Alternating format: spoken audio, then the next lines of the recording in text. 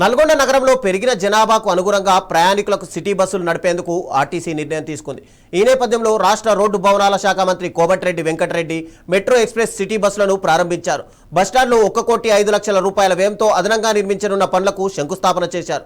ఇటీవల మహిళా సమాఖ్యలకు బస్సులు కొనుగోలు చేసి ఇచ్చిన ప్రభుత్వం వాటిని ఆర్టీసీకి అద్దెకు ఇచ్చేందుకు అంగీకరించింది. అందులో 2 అద్దె బస్సులను నగరంలో సిటీ బస్సులుగా నడపనున్నారు. నల్గొండలో కార్పొరేషన్ ఏర్పడిన తర్వాత టౌన్ స్ప్రెడ్ అవుతున్న సంగతి మీకు తెలుసు. అవుటర్ రింగ్ రోడ్ కూడా వస్తున్నది, కాలనీలు వస్తున్నాయి.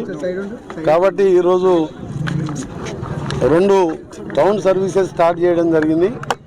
ఒకటి చెరుగట్టుకి వెళ్ళి స్ట్రేట్గా వయా నల్గొండ మీదకి వెళ్ళి మెడికల్ కాలేజ్ వరకు, ఒకటి డిపో నుంచి దుప్పలపల్లి నుంచి మళ్ళా వయా పానగల్ మీదుగా మళ్ళా సిటీకి వచ్చే విధంగా 2 సిటీ బస్సులు. ఎందుకంటే ఇందులో ఎక్కువ మహిళలు షాపింగ్ పోవాలన్నా ఇక్కడెక్కడ పోవాలన్నా కానీ వాళ్ళకు కూడా భారం తగ్గియాలని సిటీ బస్సుని కోరగానే శాంక్షన్ చేసి ఈరోజు ప్రారంభించుకున్నాం.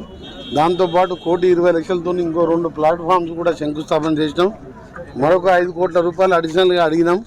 ముందర బాత్రూమ్స్ కానీ ఫౌంటైన్స్ కానీ ఒక గార్డెన్ ఫీలింగ్ వచ్చే విధంగా ఇప్పటికే ముందల మున్సిపల్ కార్పొరేషన్కి వెళ్ళి కొన్ని డబ్బాలు కూడా తీసి వాళ్ళకు కూడా ఎక్కడ ఇబ్బంది లేకుండా వాళ్ళకు సంబంధించి వాళ్ళకు కూడా ఆల్టర్నేట్ ఏర్పాటు చేసి నల్గొండ బస్ డిపోని ఇంకా కూడా ఎక్కువ బస్సులు కావాలని అడిగినాం.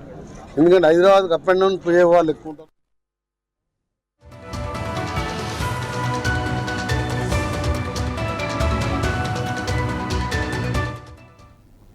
నల్గొండలో రోజు ఉదయం 6 నుంచి రాత్రి 8 గంటల వరకు సిటీ బస్సులను నడుపుతారు. నల్గొండ చుట్టుపక్కల గ్రామాలను కలుపుతూ ఈ బస్సులు నడవనున్నాయి.